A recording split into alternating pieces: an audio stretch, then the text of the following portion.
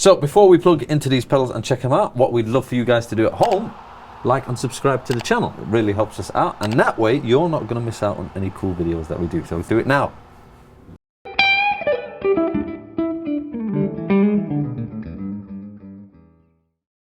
Hi folks, Nathaniel here at Chicago Music Exchange. I'm joined by Dan Lump. How's it going? Not too bad. Yourself? I'm doing very well. Now, we've got a lot of toys that we're going to be having a look at, and I'll admit they're not something I know an awful lot about, but you do. We have got some incredible vintage fuzzes, and you're going to tell me all about them. Yeah, we've got some of the heavy hitters from fuzz history. A couple Fuzz Faces, a Shin Ei, and a few Big Muffs. Very classic circuits used on countless songs, countless artists. Just really cool, rare, collectible pieces, and it's really cool that we got them all at once. Yeah. Now I'm gonna ask the silly questions. What's the most valuable one? I'm going straight in. That is going to be this guy right here. And why is that? This is a first year 1966 Arbiter Fuzz Face. It's a Germanium version. It uses what's called the red dot NKT 275 transistor. If you really want to get nerdy about it. With that. Yeah. The Germanium fuzz sound. And that's from 66. 66. I mean, that looks like it's 10 years old, max. Super clean. It was one owner, really cool piece. What would you look for price-wise with that, given, you know? So, everything in here is original except for the volume pot, I believe. That had gone bad, so we swapped that out, but everything on the board, all the resistors, capacitors, transistors, everything that's responsible for the sound is original. So I believe we have that one listed at 4,500. Okay. I've seen them as high as like 8. Wow. Now, I think you were telling me earlier, but just before we started filming, Hendrix was...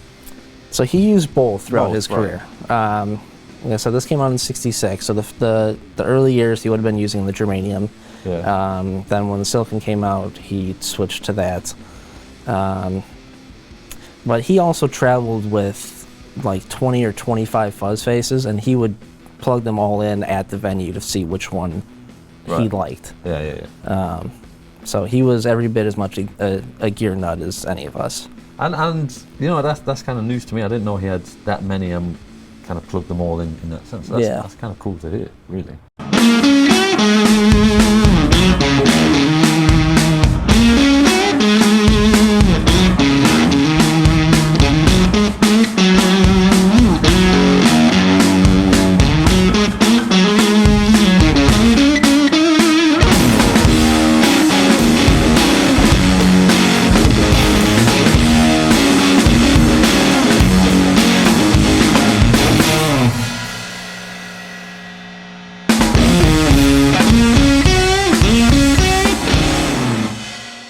Now, so for example, what are the main differences? I'll hold up this one, you hold up the other kind of Fuzz Face. So, 66, this one that I'm holding, a little bit more beat up, is... That's a 69. 69, okay. Nice.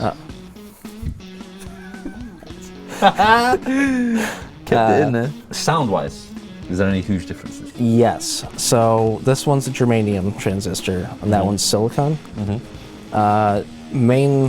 It's hard to generalize because every fuzz, every transistor sounds different, but in general, a Germanium is going to be a little lower gain. It's going to be a little bit more boomy on the low end. And the thing they're really known for is they clean up really well with your volume knob. So you can go full out fuzz, and if you dial it back, you can get back to basically clean tone. That's cool. They are, however, very reactive to temperature. So the transistors change value with temperature, so they sound completely different in a warm room compared to a cold room. I had no idea. There are people who will keep their fuzzes in like a fridge to control the temperature, or I think Binson actually makes a fuzz that has a little fan in it to control the temperature of the transistors inside the pedal. That is crazy, I had no idea. Yeah, so they switched to silicon later on because it was more stable.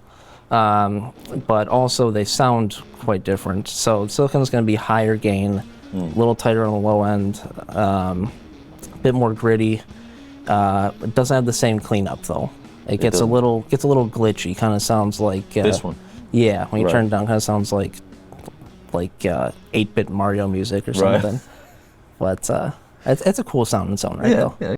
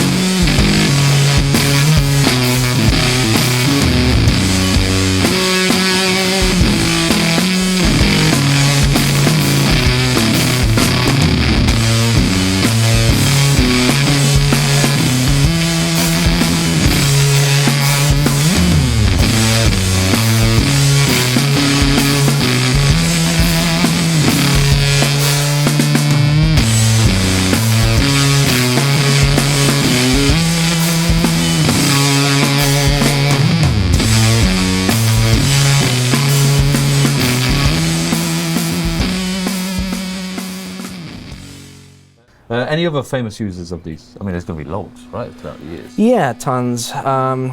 Big one is David Gilmour, Pink Floyd. The early albums were Fuzz Face, so like Meadow, Dark Side of the Moon. That was Fuzz Face. That was before he switched over to the Big Muff. Right. Which is probably what he's more well known for, but that's definitely I was going to say, yeah, a big part of it early. So in this one, the 69 Silicon Fuzz. This one's going to be a little higher gain, a little smoother low end. Doesn't clean up the same as the Germanium, but is more stable.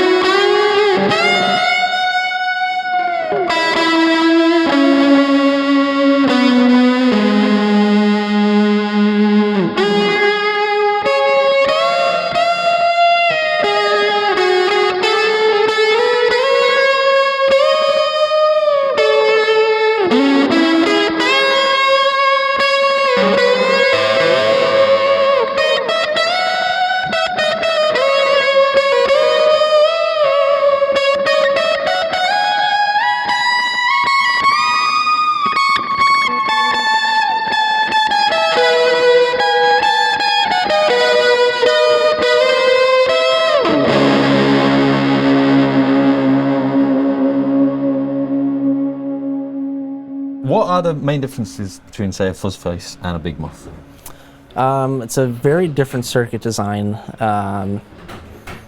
If you want to get technical, a Fuzz Face is a two transistor fuzz. Big Muffs use 4.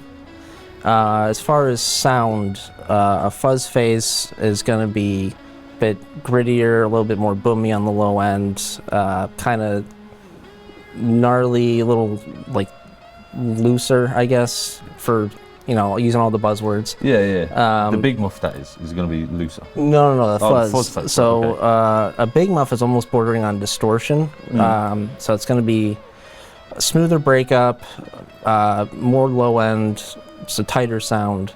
So I'm kind of familiar with this. I see these occasionally. Yeah, so that is a Ram's Head. That was the version 2. Those came out in '73.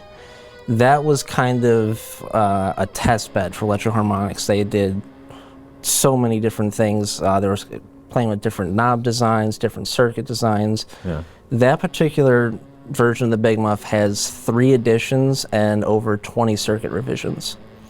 Wow. So they are almost all different. They're... So, I mean, if you're lucky enough to come across the one, well, I suppose it depends on what you're after, though, right? Yeah, exactly. The most desirable one is probably what's called the Violet Ram's Head, Right. where the font was violet in color, and the little... I should say it was called the Ram's Head because it was the first introduction of the little ram logo in the bottom right there. Oh, sorry, right down there. Yeah.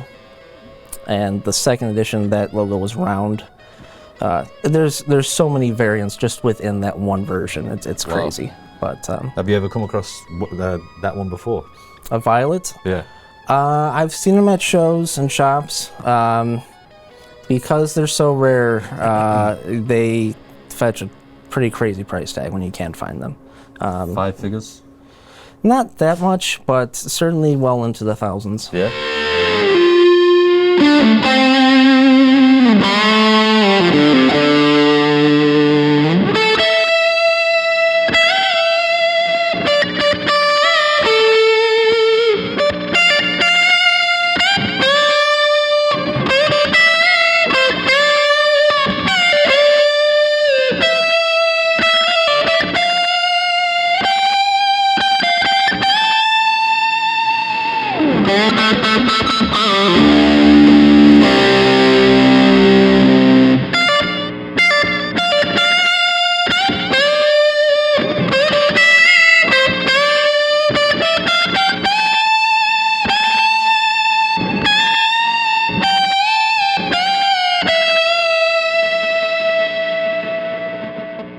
What are the main differences between these two?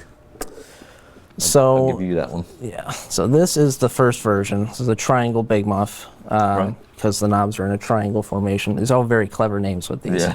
Yeah. So these came out, I want to say in '69. A lot of the parts date to '66, but those kind of they had a surplus of parts that they were using. Right.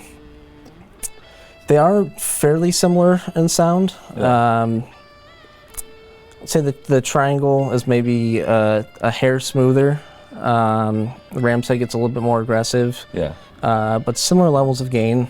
Again, that was kind of just an evolution of the same pedal. Right. They weren't really trying to like reinvent the wheel. It was just them refining. Right, right, right.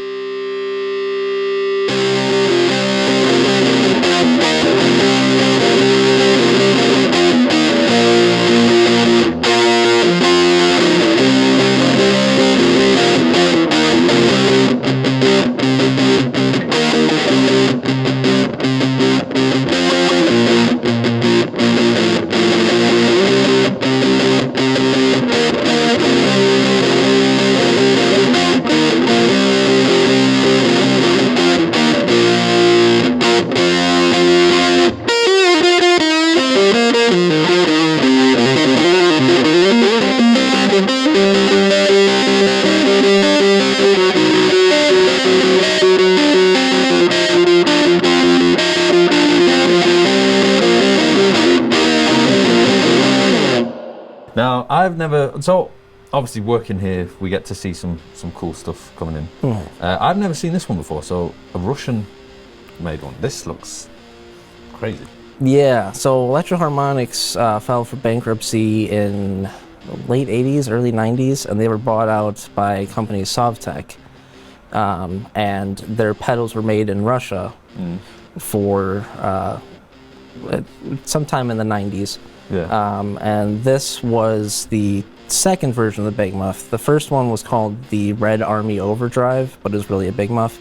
This is essentially the same circuit, but going back to the Big Muff moniker. It's called Civil War, just because of the color scheme.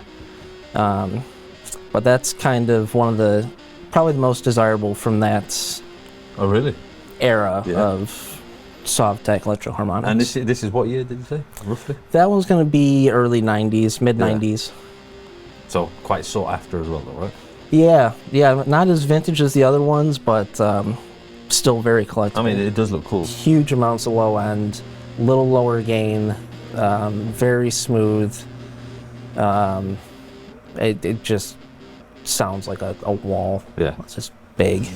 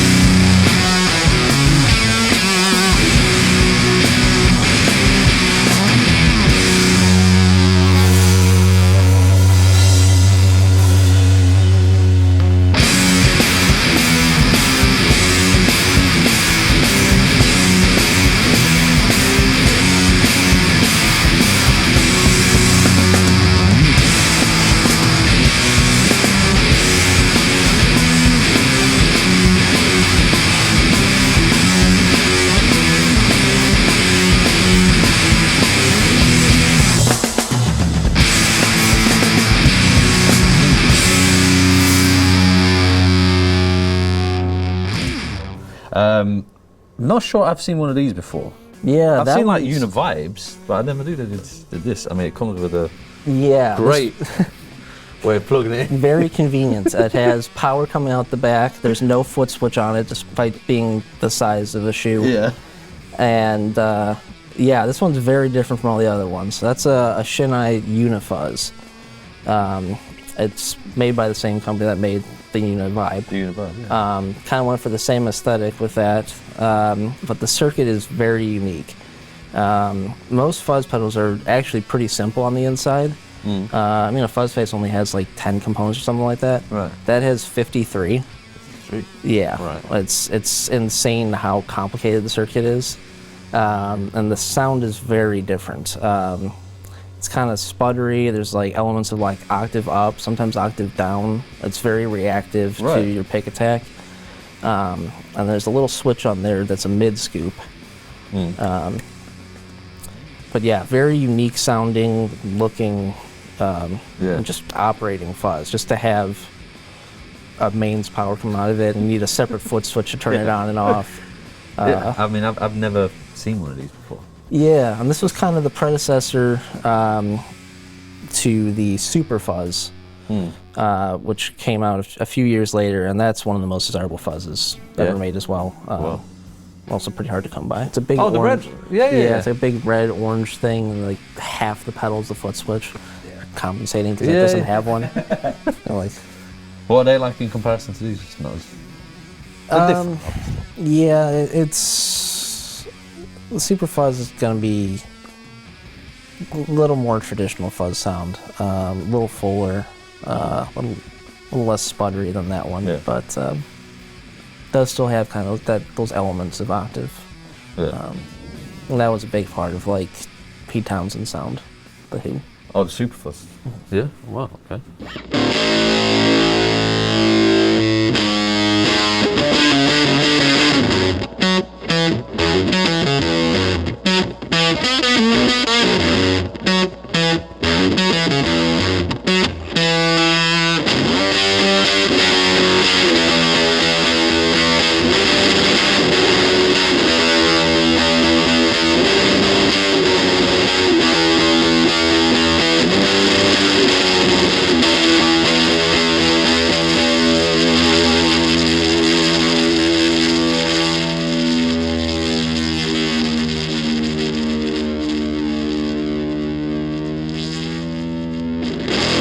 Now, how do these kind of compare with fuzz pedals that have been made today?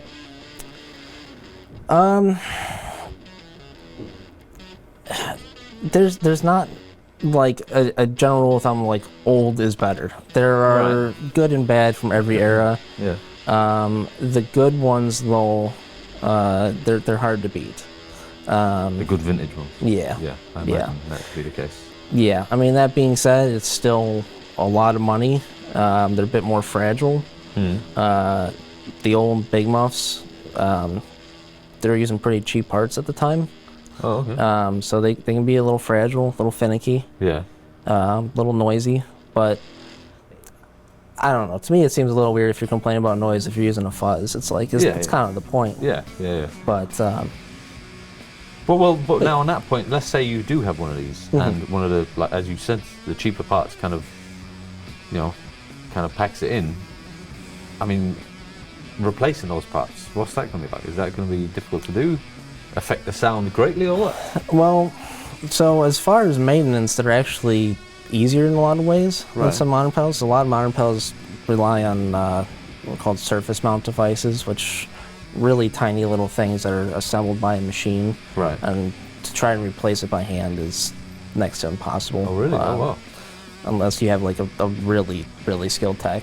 These are all going to be like through-hole components. They're pretty big. Yeah. It's pretty straightforward to work on them. Yeah. It does, of course, affect value once you change originality, just like any guitar or amp or anything. Which is understandable, yeah. But the big thing with fuzzes is going to be the transistors. Right. If those are original, that's where most of the value is. Yeah. Well, I mean, there was definitely not the same level of consistency. They had bins of parts, and they took them out and put it on a board. Yeah. So there's some variation there. Part values drift over time. Yeah. Some of these pedals are 55 years old. Yeah. Almost 60 years old for that one. So a lot can happen in that time. Well, yeah, but so can the sound isn't really going to deteriorate, though, is it, over time? Or could it? I don't know. It could. As part values drift, it will sound different. Right. The better or worse can be subjective. Right. Something that's kind of common is old transistors it's called leak. Okay. And basically they kind of lose value and you get less gain. It can get to the point where it just gets kind of sputtery. Right. Which some people like that sound, but if you're buying a fuzz face, you want that full-on big sound. Yeah. So that can be an issue. So I always recommend playing or hearing an old pedal before buying. Right. Unless you're really just collecting it just to have as a cool piece. Yeah. But if it's something you want to use for recording or playing, try to hear it first. Yeah. Now, so you own maybe, what is it, one of these or two of these are actually yours? I do. I own two of these. Right. Which one? Silicon Fuzz Face. Yeah. This one came in, showing it at one of our weekly vintage meetings. Yeah. Myself and a couple other guys plugged it in and decided it was just too good. Yeah. Couldn't let it go. Yeah. So actually myself and two other guys here at the shop went in on it. We have shared custody. Oh, right. Well, that's the cool. pedal, yeah. I like that. Yeah, so, this is a great sounding thing. Yeah. It's one of the best sounding fuzzes I've ever played. Now, when you're playing this, what's your kind of your rig, your setup when using it? So at home I have a Tweed Bassman reissue, and then I have this custom built high watts DR103 212 combo. I think we picked it up. It's fucking heavy. Yeah, it weighs a ton. It's a high watt 100-watt head put into a combo with two heavy feigned speakers. So yeah, it's I'm sure it's it a sounds lot. good, but It does sound great, but yeah, it sucks to move. So yeah, depending on what I'm doing, if I'm going for more of the Gilmore kind of thing, I'll run it into the high watt. Otherwise, the Bassman kind of gets you Marshall-esque. Right. That was the origin of Marshall. Yeah. Or if I really feel like getting loud, I'll run it in stereo and go into the two. That's cool. Yeah, that's a fun sound. That will be cool. You own the Russian? The Russian one as well. That's one I've been hunting for a while. Yeah. So I actually have a 73 Ram's head as well. Right. That was the first Vintage Fuzz I got. And again, I got it because of the Gilmore connection. Yeah. I love his tone on Animals in the Wall, and that's what he used, so I had to have it. Yeah. But then this is what he used in the 90s. That's like Division Bell. It's very, that one's actually quite different sounding from the others. Right. It's got much more low end, a little lower gain, but just sounds huge. It's actually pretty common to see people using these for bass because of the low end. Oh, okay. And actually the bass Big Muff is based on that circuit. Right, okay.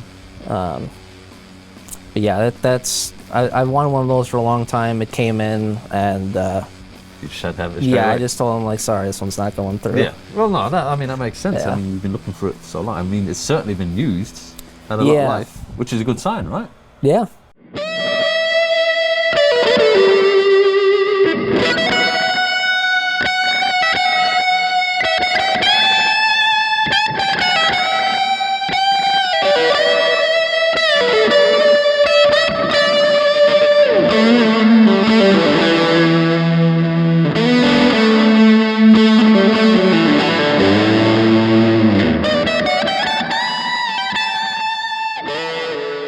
Right, so obviously I'll play fuzz pedals occasionally here at the shop in demos and whatnot, and it's usually just for a heavier kind of fuzz sound.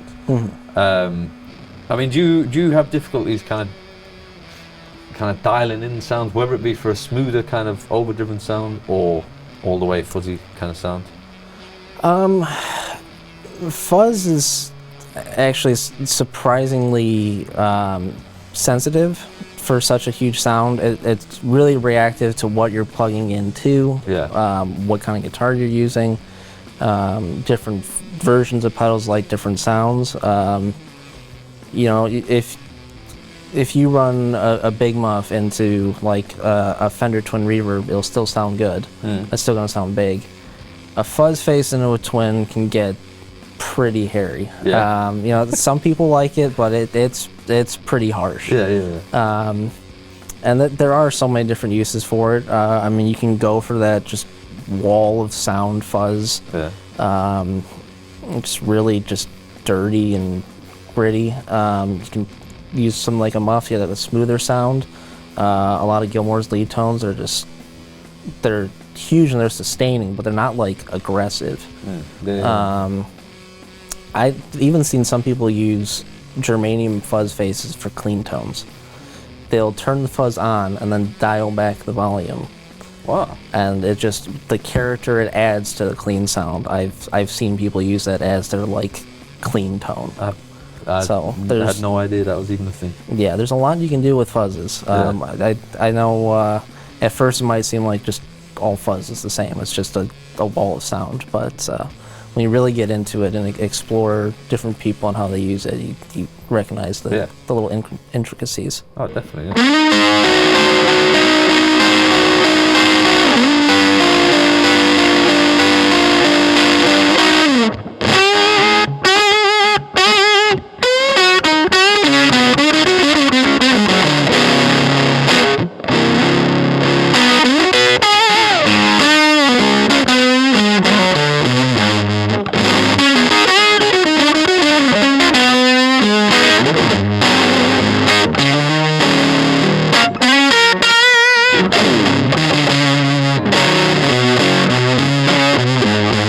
Yeah. Now, have you got a favourite fuzz sound on record? Well, it's going to be Gilmore, I assume. Or it doesn't have to be your all-time favourite, but one that comes to mind straight away. Like in a recording, or in a recording, like something that you listened to growing up. Man, Gilmore's definitely up there. His tone on Sorrow live from the Pompeii album. Right. Not when they did the recording in Pompeii. They did a live album called Pompeii later. Yeah.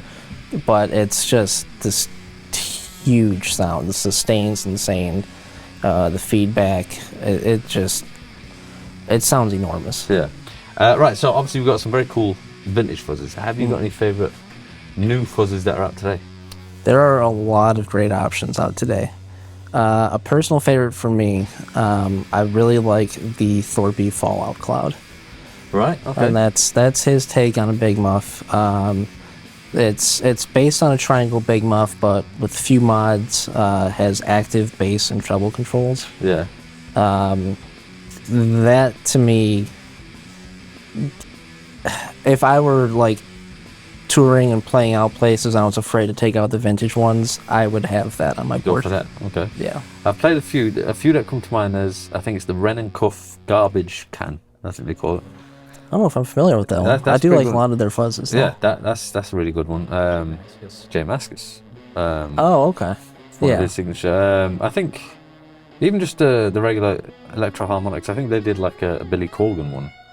Yeah, that was cool. Yeah, they did a full range of like reissues. They do the Russian, the triangle, the Ram's head, all in their classic like nano enclosure. And I know they did the Billy Corgan. Yeah. I mean, I would say shout out to Beatronics. I do like a lot of their fuzz pedals. Yeah, they do some very unique stuff. Yeah. They always have their own little twist on them. Yeah. Like them. Plus, I like that the enclosures are irregularly shaped. Yeah. Fuzz in a small square enclosure just doesn't seem right. Yeah. If it's practical, it's no fun. Shout out to Beatronics, man. They do some great stuff. Yeah. So looking forward to trying these pedals out. We haven't actually heard them yet, so this is going to be kind of cool. Lots of sounds to explore, and thank you so much for helping out and explaining all these pedals to me. Clearly, I don't know shit about these pedals, so it's kind of good to hear you talk about them. Yeah, no, of course. I'm looking forward to hearing you play through them. Yeah, likewise. I want to hear some David Gilmour tones coming from you. Think you can do it? I can do that. You got it.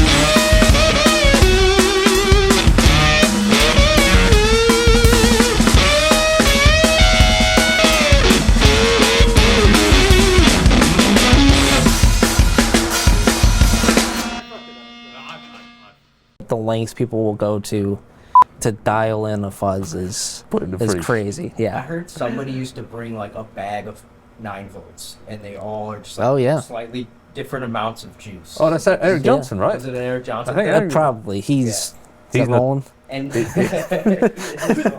notorious for like. Yeah, I saw his rig rundown, and he had his pedals a good foot away from each other because he swore they sounded different when they were closer.